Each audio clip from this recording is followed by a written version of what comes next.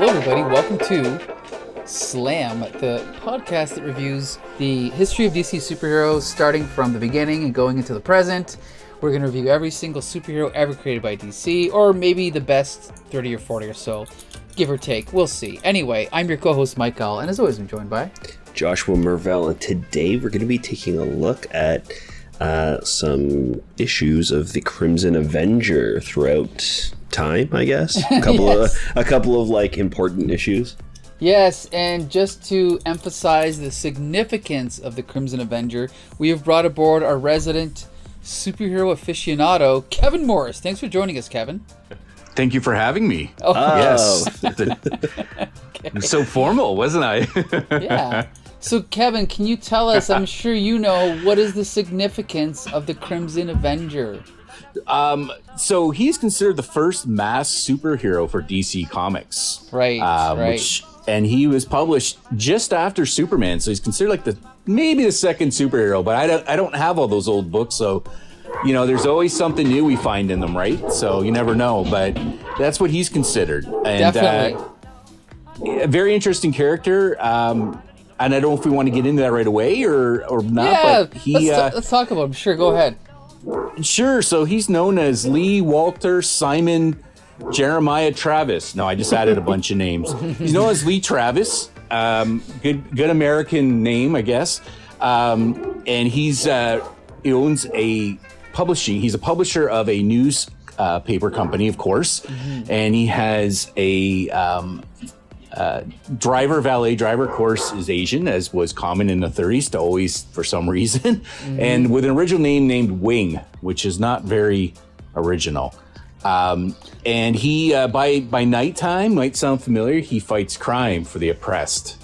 Yes. And he dresses up in a crimson, a red trench coat, a fedora, and a red mask. Basically, you look at him, you might mistake him for another popular pulp character, the Shadow. Yes, definitely the Shadow, who's probably the prototype for all those type of like vigilante characters. But I'm gonna ask you, Josh, doesn't this character remind you of a certain other proto superhero we reviewed recently? Maybe not. I don't think so. I guess Green Hornet, I guess. Green Hornet, yeah. But red? Yeah, sure. Exactly the same character. I mean, he has an Asian driver. Right. He's a reporter for a newspaper. He has a color-themed motif, right? Like, basically, he's kind of a poor man's Green Hornet, right? And there's something magical about the color green that red just doesn't quite capture, I don't think. You know? Like green, and this is something I only learned from studying like Hitchcock. But one of the cool things about the film Vertigo is he uses green and red throughout the film, and green apparently was associated with the supernatural in the Middle Ages, like in theater, and also we can see it carry over to Green Hornet, Green Arrow, Green Lantern, right? It's just there's something different about that color that just makes it eerie. And crimson is cool because it's, well, I mean, in our culture it's associated with blood, obviously. But other than that, it doesn't have quite the same mystique as green. Now, that being said, he only stayed a vigilante like this for the first few years, and then later on he did get a regular superhero spandex costume, which we'll talk about later. But for now, we're just going to talk about his first appearance in Detective Comics number 20, so that's 7 issues before Batman appeared. And Kevin Morris, you're going to tell us what happens in this first story. Yeah, so basically the first story, and for those people that aren't familiar, he was in an anthology series like Detective Comics, and most superheroes only had 6 or 7 pages because they were introducing them for usually the first time. Right. So in his introduction, they kind of set the tone that he owns this newspaper company and he fights crime at night. And we basically, it's only 6 or 7 pages, I believe, the whole storyline, but he finds out about a corrupt lawyer who's getting criminals off. So he basically, as Crimson Avenger, or as they were calling him, just the Crimson, I guess was another short name for him, kind of the Crimson. He goes to see this guy, this lawyer, and he basically frames him, is what I kind of understood, sets him up to help him, Crimson Avenger, get him out of getting caught for murder. But he ends up, and he has the gentleman write a suicide note, I believe, and then So he basically frames this individual. In it, though, when he's fighting him, it's interesting because we don't see a lot of superpowers with Crimson Avenger, but he does have a gas gun, which is very familiar. It seems like with everyone. So he has a gas gun and he uses it, but throughout the story, he doesn't shoot or anything. He just threatens this gentleman. He's going to kill him if he doesn't do as he says. Mm-hmm. So he forces him into writing out this note and helping him, but in the long run, Crimson Avenger is really just trying to set him up, and they frames him, and then this gentleman goes to jail eventually. They figure out that he's the one doing everything, this lawyer. And I'm sure I might have missed some, but it was a little jumpy there in the story. I found a little bit just because they're trying to put so much in 6-7 pages, but overall, pretty simple storyline. One that might be familiar with people today. If they see a lot of these early concepts you'll see in today, and just establishing that base for what a superhero or a costume vigilante was going to be, which usually they were rich, they were playboys, they had someone helping them, and they would have a disguise. And he was also wanted as well by the police, so he was not a popular, so he was like Spider-Man in a sense too. He was wanted by everyone. Well, and Josh will also tell us who's another proto-superhero that was also wanted by the police and was pretending to be a criminal. Remember? Green Hornet! Oh, yeah, that's right. Hornet, sure. Yeah. But anyway, so again, this is unfortunately kind of just a fifth-rate Green Hornet. There was others at that time, I'm sure.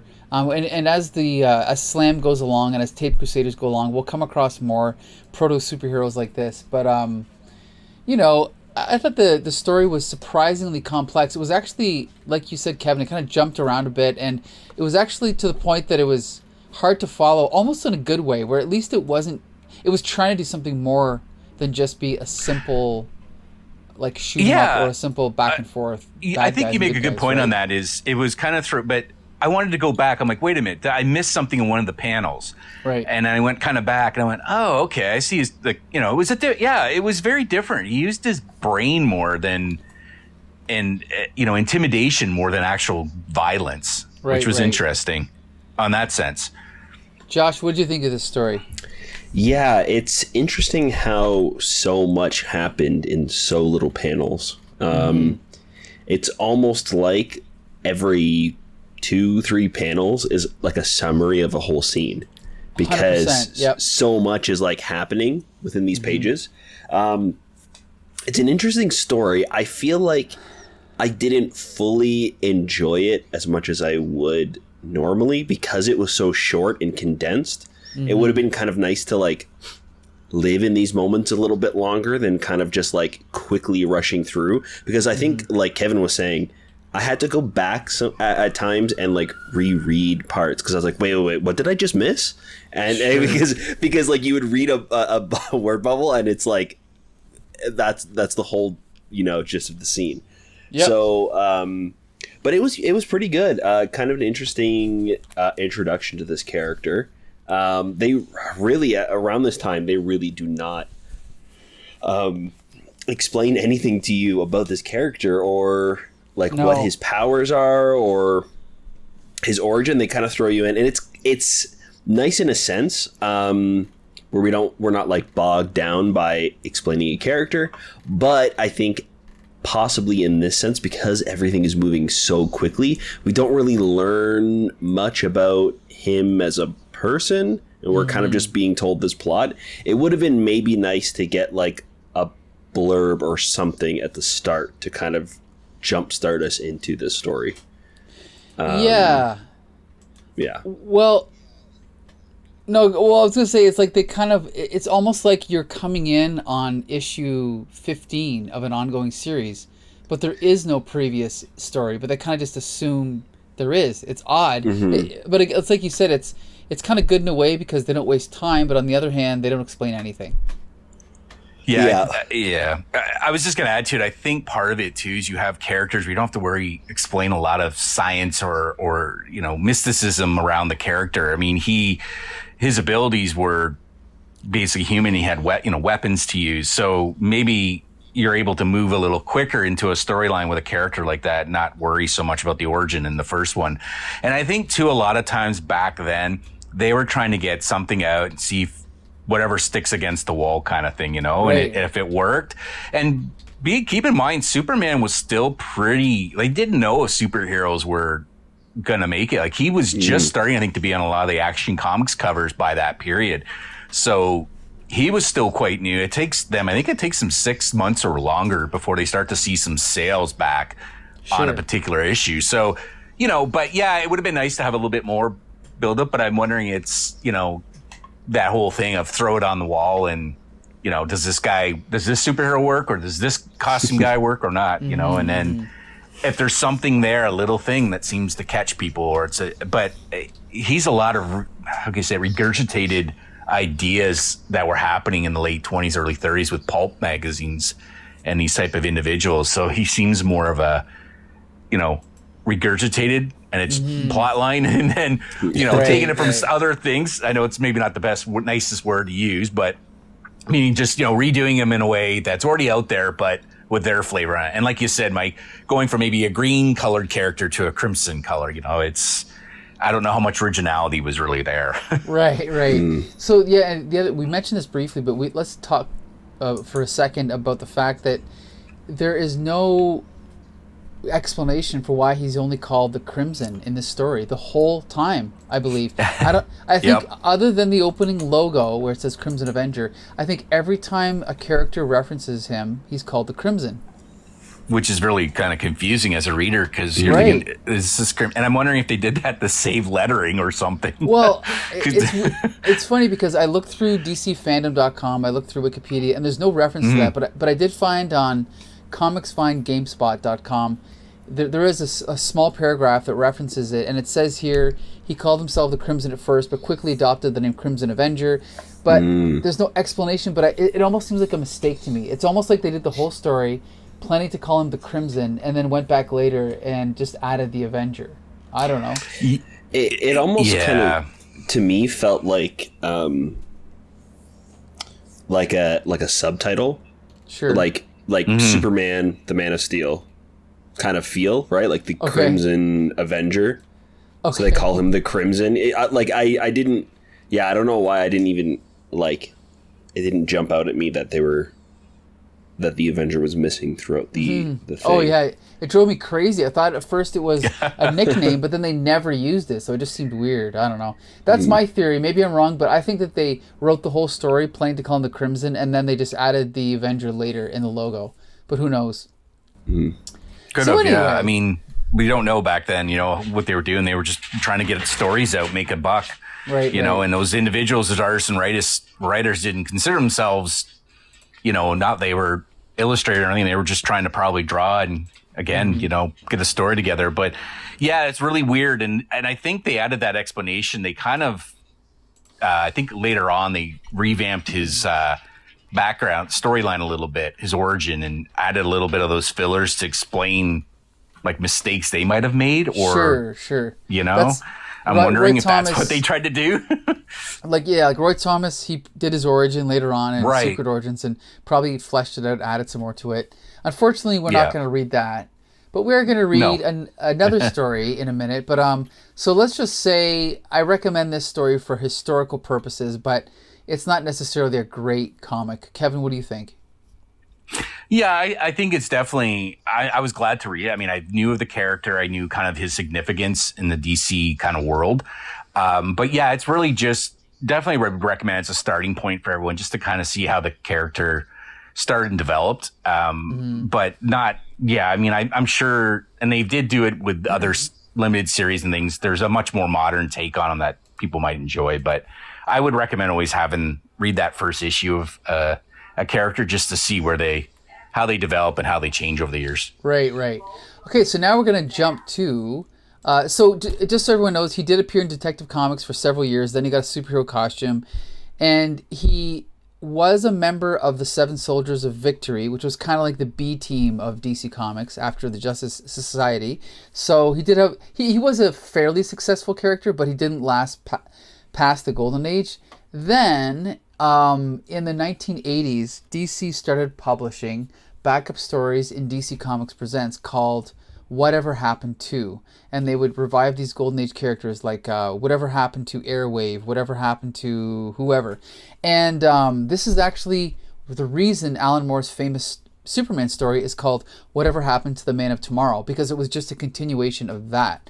It's something that little factoid gets lost in history usually. But anyway, in this issue, this is DC Comics Presents number 38. And the funny thing is I had this comic as a kid, so when I saw the cover, I instantly recognized it. But this is a different time. This is the 1980s, for good or ill. This is a story written by Len Wein, who's one of the mainstays of DC and Marvel in the 70s and 80s. He was the editor-in-chief at Marvel for approximately 4 weeks, or some other ridiculously short time. Just like Jerry Conway was 3 weeks, I think. Roy Thomas was in there. Marv Wolfman was there. It was a rotating, musical chairs until Jim Shooter took over. But anyway, the art is by Alex Saviuk, who we know from Spider-Man, and the inking is by Dennis Jensen. And basically, we start off with some nurses in a community hospital, and they're kind of talking about this guy, and it turns out that this guy is what's his name? Lee Jarvis? Lee Travis? Lee Travis. I should know these things by now, but anyway, he's flashing back to the time that he was the Crimson Avenger, and this is where we see his superhero costume that he got later on, and we get a nice little one of those giant splash pages of the superhero leaping through the air, holding a rope, and then all the little panels around him are showing him, fighting crime and showing all of his adventures with other superheroes, flashing back to specific issues like Justice League 100 and all that stuff. It's all good. It's all good. And then just at that time, coincidentally, he sees something going on, and he sees like a tanker, a boat in the river. Mm-hmm. And it keeps blinking. It's running lights, and there seems to be a pattern. 3 short blinks, 3 long. It's an SOS. So just at that moment, he leaves this. Is it a hospital or is it a nursing home? I don't even know. It's a hospital, because he just got the news that he's only got a couple of days or weeks to live. Yeah, I read this 3 weeks ago, so I forgot about that detail. Right. so anyway, so he disappears from this room. And then just at that same time, we cut to the south side of the city, and we see a little kid playing on there's like a windowsill and a cat, and his mother's making dinner in the background. And we see him climbing up on the windowsill to pet the cat, and then he falls out. Umberto, no! But just at that moment, Crimson Avenger is leaping by. And he lands on a flagpole and jumps up, rescues the kid, brings him back to the mother. And then he just dashes off to go, fight crime. And so he, of course, latches, as anyone would do, latches onto the bottom of a helicopter that just happens to be flying over. Yeah, exactly. And then he's like, oh, the tanker's lights have stopped blinking. What the blazes is going on down there? And we cut to inside, and we see that the crew of the ship have been tied up by bad guys. So, of course, Crimson Avenger's got to go in and save the day. So he uses his gas gun, and it's like partly, it's like incapacitating the guys, but he's still got to go in and save, bust heads. So wud, block, plick, walk, crash. He's punching and kicking his way through all these people, right? Then he gets the crew onto a, what's it called? What's that called when you escape a ship? Like a dinghy? Yeah, a dinghy. Gets them on the dinghy. Yeah. And they're safe. They are off. They're safe now. They're leaving. And the boat is continuing to go down the river on fire, right? And this is where Crimson Avenger decides he's going to... He's the only one that can pilot it. He's got to get it away from the city and keep people, safe, right? So he pilots the city, and he's leaving. He's like, just a little bit further, and the city should be safe. Well, it doesn't matter, really. My hours were numbered anyway, right? He's like, I'm just happy I got one last chance to wear this good old uniform. For the first time in years, I feel truly alive. And thankfully, he gets to finish his sentence, but then the boat explodes, and Crimson Avenger dies. And then we cut over to the mother and the son who he had saved earlier. And the mother's like, when you are old enough, Umberto, I will tell you how a brave man saved your life today. And then someday you will tell your children so they can tell their children. We must never forget El Vengador Rojo, the Crimson Avenger. And that's the last time we'll ever see Crimson Avenger. Yeah, this was a pretty interesting story. I think that in the limited time that they had, they were kind of able to give this character a satisfying ending rather than just leaving him lost, like floating in the ether, kind of like never getting a conclusion. So apparently it does explain in this that he has shown up before in DC Comics, where a bunch of past, like early DC characters that hadn't been touched in a while were brought back in a storyline with the Justice Society and the Justice League teaming up to free these 7 superheroes. So we know that he's kind of been stuck in time for a long time. So we also get like a bit of a recap of how he's come back, and he's like living in he's like a man out of time. So his company blew up in the time that he was gone. So he's extremely wealthy now, and he's just traveled the world, and he's seen everything that he could possibly see. And then like right at the end of his journey, he finds out that he's sick and it's terminal, and he doesn't have much time. So it's kind of I think it's a pretty fun way to end this character's long history, I guess, for now. As we know, he's still doing stuff. But I actually enjoyed this one quite a bit. I thought it was, fairly good, but I've kind of overdosed on stories from this era. So I found it, like, obviously it's an 80s superhero story, so I can forgive a lot. But the conveniences and the just the cliches, like, they grated me a little bit, but I could still enjoy anything from this era. So it didn't bother me enough that I didn't enjoy it, but I certainly didn't think it was a masterpiece. And to be honest, I'm glad that that this character and many other characters like this were brought back later by other writers and kind of reimagined just a little bit, because I think there's definitely more to them than just kind of a basic generic superhero like we got in this story. But that's just what I think. Kevin, what do you think? I liked when DC did these things. Like they kind of pulled it back, and they were kind of still doing the. I don't know if they were the two worlds yet, but you had Golden Age, Silver Age, Modern Age, the current age or whatever. I didn't mind the story, but I think as you were saying, a little bit reminded me of some stuff that I had just read recently that I was kind of looking through. So I think they were trying to do something. It would have been nice to do a full feature on them than not just the back issues. Cause I think, that back of the comic to have those extra, hold on 1 second here. I just gotta tell my dogs to be quiet. Okay. Well, I don't know they're going to bark, but I'll do my best. So I guess the thing is that, I would have liked it to be a little bit longer. And, I that was the only thing, was just maybe a little bit more to provide people. But he's been appearing through. I think he's also been on All-Star Squadron, showing the old stories back then. So he was showing up throughout here and there in certain stories. And Len Wein, who was involved in this storyline, brought them back, the 7 Soldiers of Victory from Leading Comics, which he was part of in, I think, Justice League 100 or 101 or one of those early issues when they used to do those crossovers with each of the the Golden Age heroes and the Silver or Modern Age heroes. So I think he had been brought back once before with Len. So can't remember if it was something he liked. He liked that team and wanted them, wanted to pay a little homage to them and also to focus on some of those key characters. But overall, I thought it was neat. I like when they did those kind of things. So I enjoy that style. I just wish it was a little bit longer and could have filled in a little bit more of the storyline. But other than that, not bad at all.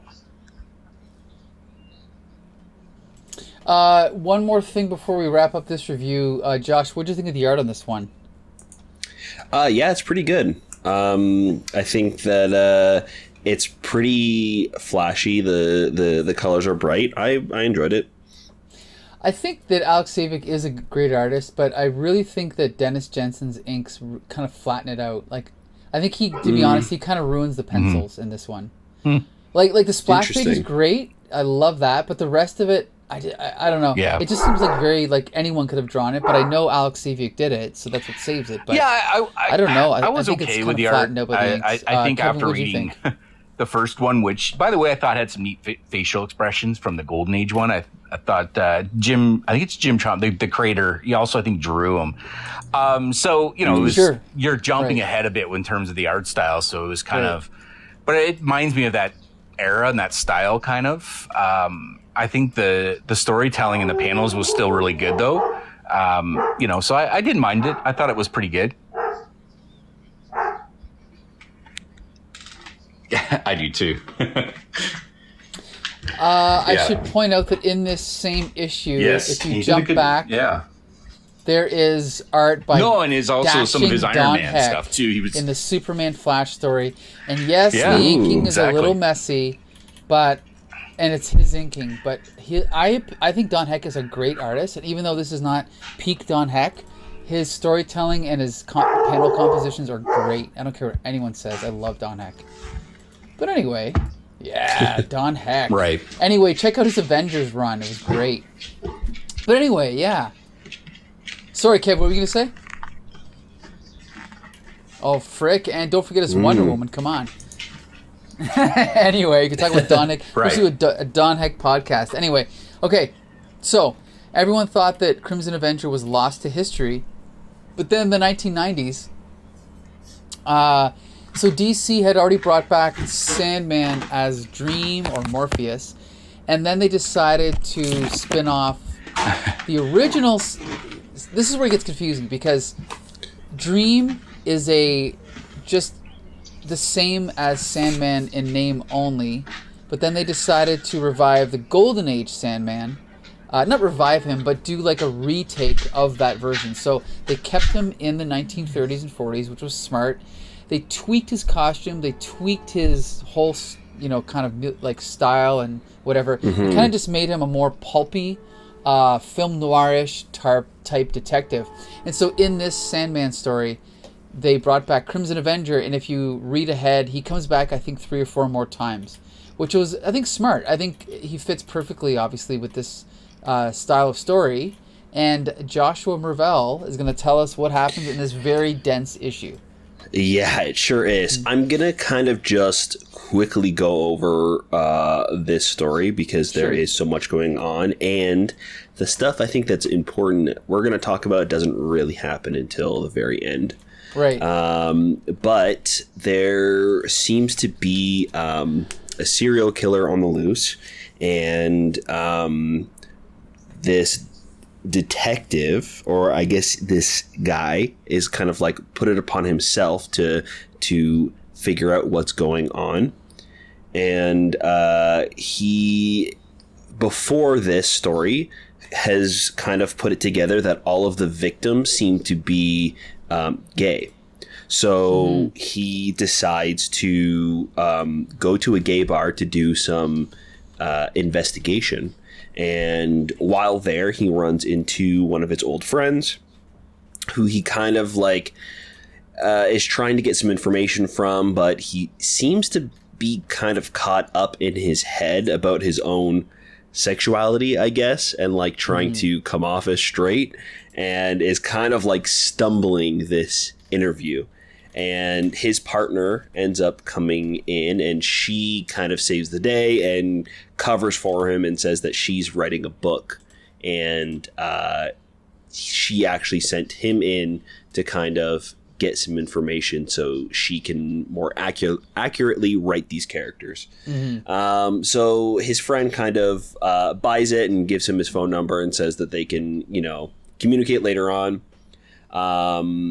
We're also kind of getting, while this is happening, we're getting flashes of the murderer, it seems. and we see him like carrying a body in a shopping cart and trying to escape some detectives, and he ends up going to like an electric plant and is sneaking around, and while there he throws a smoke bomb to escape, and he does end up getting away.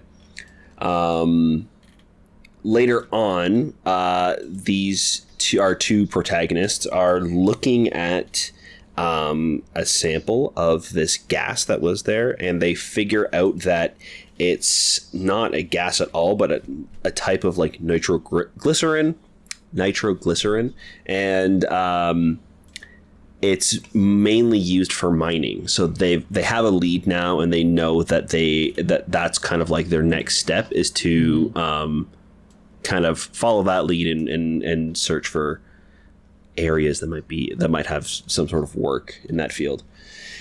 After that, we cut back to the villain and this murderer, and he has somebody tied up in the sewers, and we're following this man kind of crawling through the sewers, and it turns out that it's his son, and we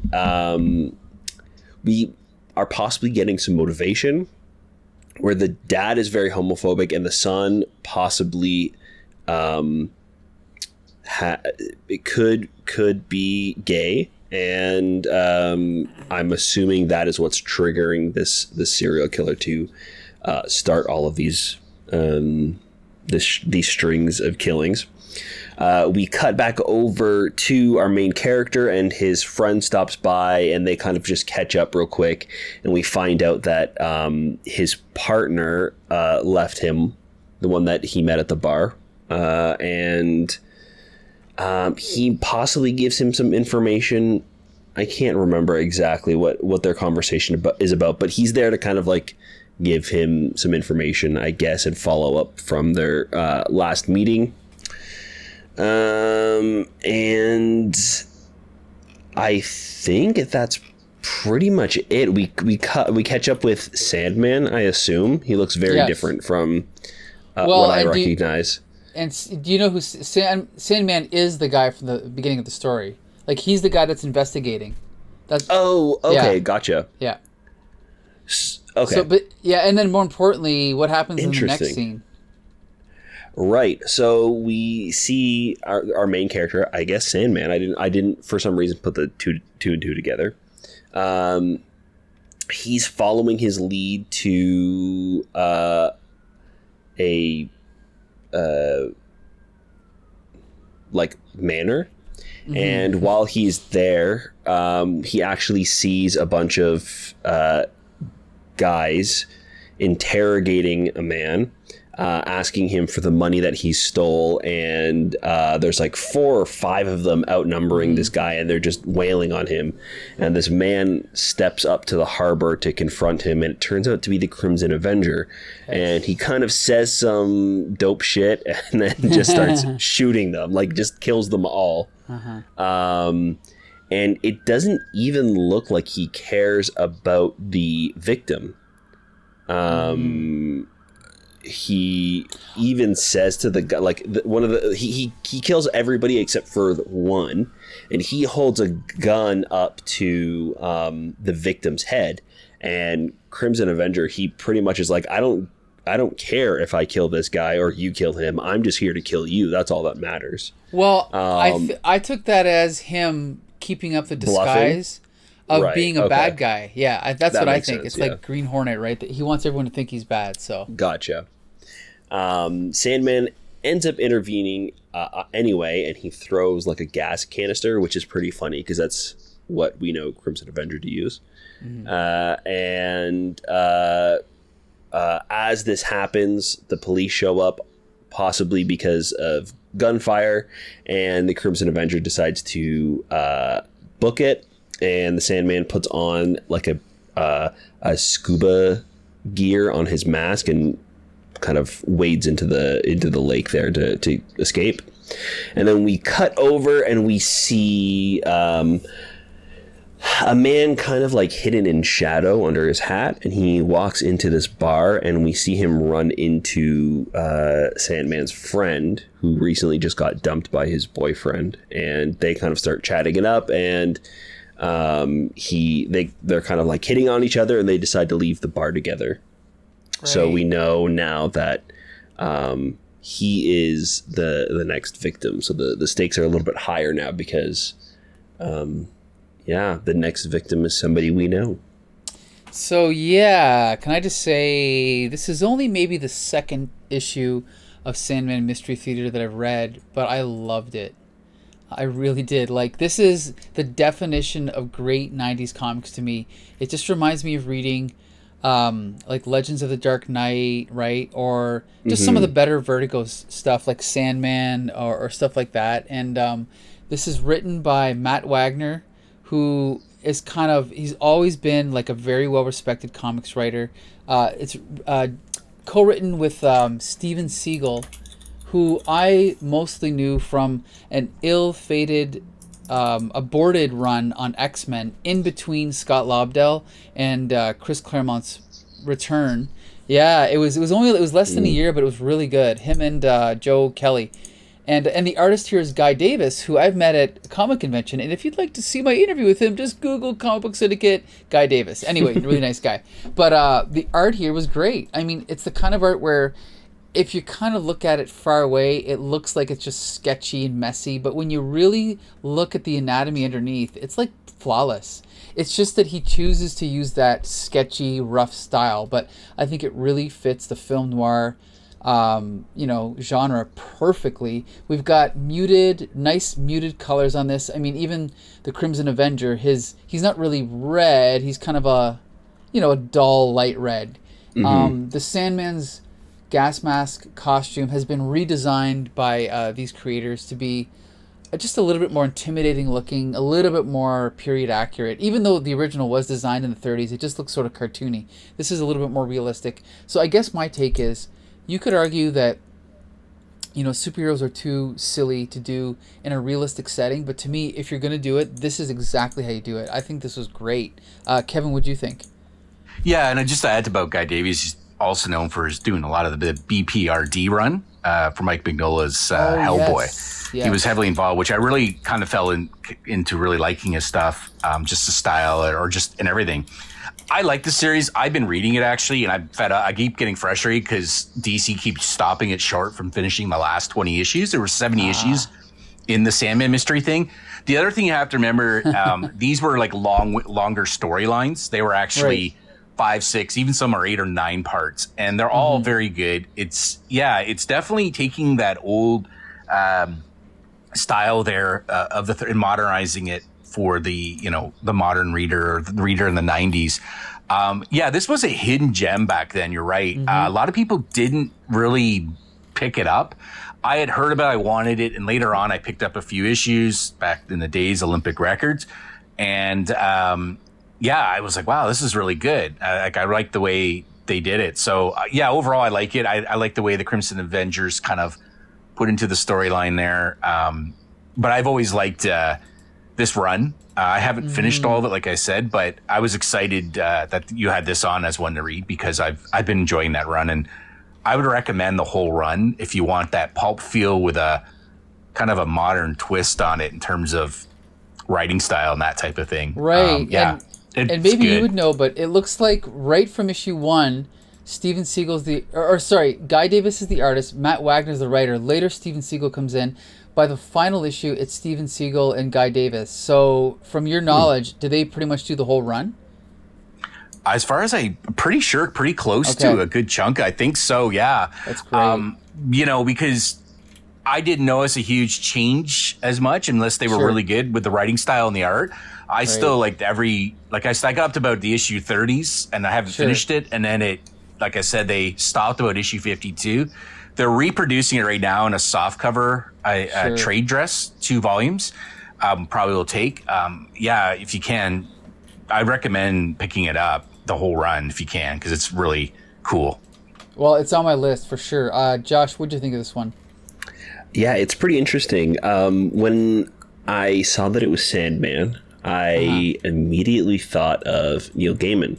Yeah. And thought that that's kind of the style of story that we were going to get. Sure. And even Sandman himself. So, I guess I didn't put together the two, but I really did enjoy this story. It's very interesting to see this very serious, down, like, I don't want to say down to earth, like grounded, I guess, story. Yeah. Especially with this Crimson Avenger character. I'm definitely curious to see where it goes from here. This being his first appearance in the comic is pretty ridiculous. He just shows up like it's in a good way, I think. We want to know more why. Yeah, like, okay, sure. What's going on? Yeah. So, I honestly don't know if I have much more to say about this, just because I'm not totally familiar with it, but I really did enjoy it. Well, yeah. If you like that, yeah. Well, go ahead, Kevin. I was just going to say, like, if you like the detectiveness or the True Detective or that film, the stories all have that kind of, they're building up, trying to figure out who did what. Mm-hmm. And I will say, as this gentleman or the criminal, they're all very, it's out there. It's X-Files style. Mm-hmm. These people are pretty twisted throughout a lot of the series the storylines you do read. So, but it's got that mystery kind of feel. And it's funny because his gun took off better because they explained him better that his gas gun was for sleep, and that would put people to sleep. And he, started Wesley Dodds, Sandman, in the New York's World Fair, I believe, was his first kind of appearance. And then it was, he came out in the Avenger comic. So he's an early character as well. And one of the harder books to find, his first appearance in a high grade. Just a little side note. Interesting. Yes. Interesting. Well, yeah, this also goes back to the idea that some of these characters just work better in the Golden Age, right? Like in the 1930s.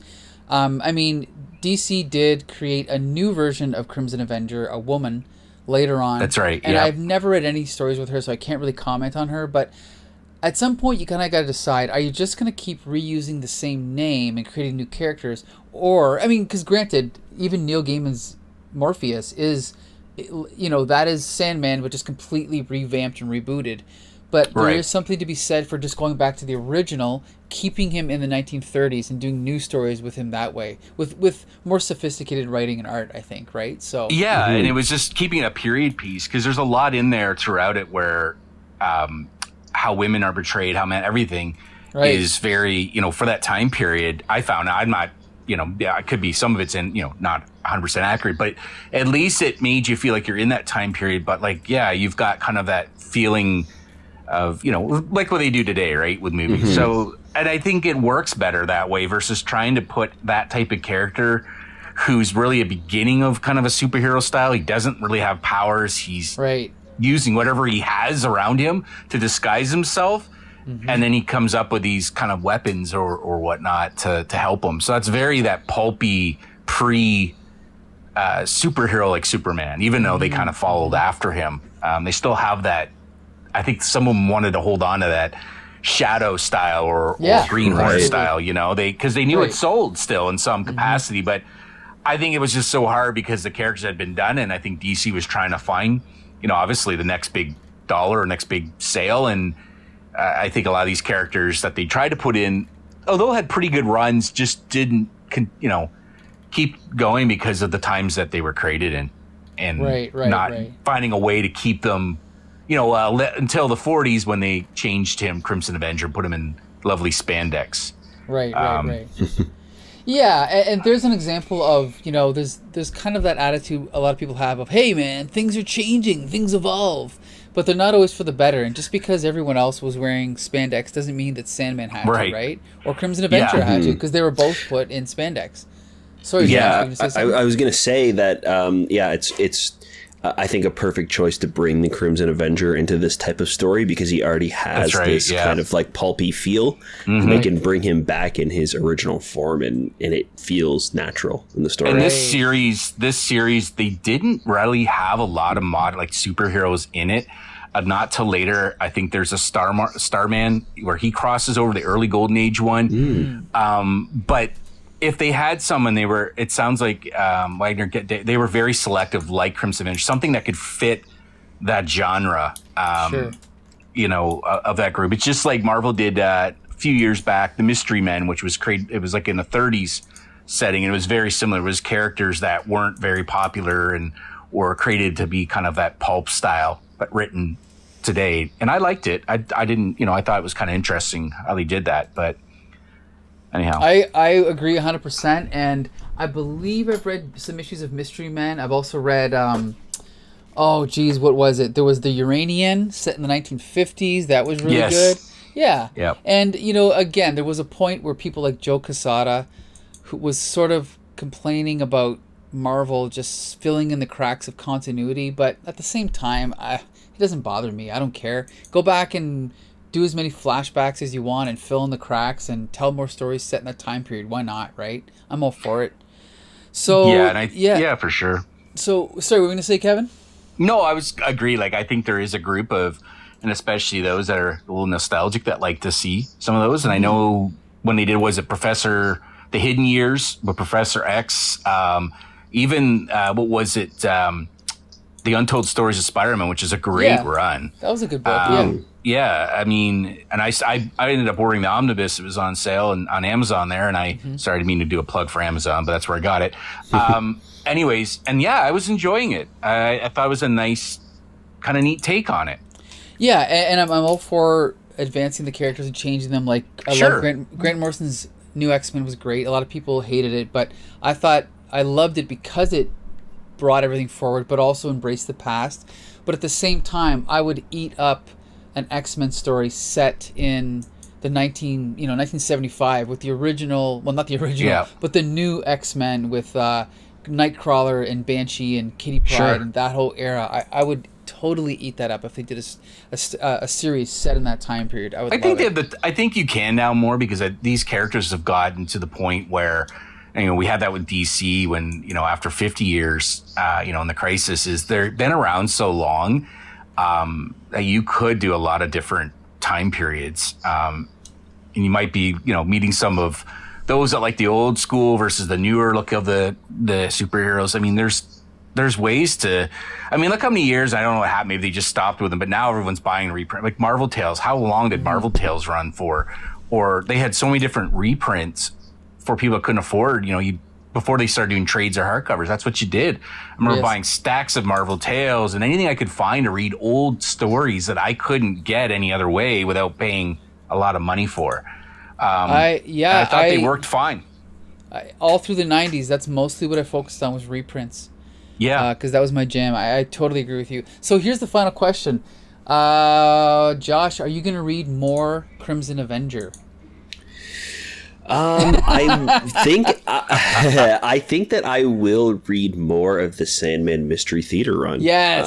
I do want to know more about the Crimson Avenger. I don't think I'm going to go back and read any of the serials from the first issue. 30s, and I mean, it seems like kind of like an ending or for now in the second backup story that we read. But the Sandman stuff sure is interesting, and I love that they brought back these old school DC heroes from the early days, from the start. So that's got me interested, and I really do think I'm going to be going and reading more of this, starting from the start. Absolutely. I just adding to, I'd recommend you both for sure. Like, I liked it. There's a lot of verbiage. There's a lot more narration writing in this than some of the more, you know, current stuff. I mean, this was done a few years ago, obviously in the 90s or whatnot, but it's worth it. I think, you know, I just noticed as you said earlier, like there's a lot of there's a lot to the story. Like, I just listening to your summary compared to our summaries. Obviously, we had shorter paid, but there's so much going on, you know, and so much backstory that's what I've in characterization of a lot of the characters. But it was interesting. Yeah, you got so defensive when you went to the bar, and just there was a lot of things in there, I think, you know, that were really interesting. But yeah, I would recommend both. There is one Crimson Avenger series if anyone does want more of a modern. It's this limited series that came out in the late 80s. It was 4 issues. Yes. And that also kind of goes through a little bit. I can't remember, I don't have it with me at hand who wrote or drew it, but I do have it somewhere in my boxes, and I've been meaning to just pull it out to see what the story was like. Right. You know, did they take that kind of concept we have from Sandman, Mystery Theater, and try to, you know, modernize him a bit better with it? And it's him and his pulp fatigues, as I'll call them, and it's not him in his other costume in terms of on the original cover. So I think it's an early take of him. I think it's from 1988 or 89. So recommend it. It's 4 issues. I got some good news and bad news. Good news, yes, he's in his original costume. Bad news, it's written by Roy Thomas, who I've officially decided That's right. I'm just not a big fan of. So, be very careful. Tread carefully on this series. I mean, you might enjoy it, but it's not my personal cup of tea, probably. Well, we should side note, everyone, you've been reading a lot of Roy Thomas, so and seeing that style. So I can see it being kind of getting like, okay, enough's enough. Yeah, but that's a good kind of heads up. I couldn't remember who it was, but I think what Roy does from a plot perspective for Golden Age characters, he does a nice job of trying to acknowledge them because he grew up with them. Like, that was his stable, so he does that. But it can be sometimes the stories and the dialogue can get a little... That's the key, winded. It's overrated. Yeah. But anyway, But we would like to thank Kevin Morris for joining us for this episode, especially since it features DC's first masked superhero, right? That's right. That's what they say.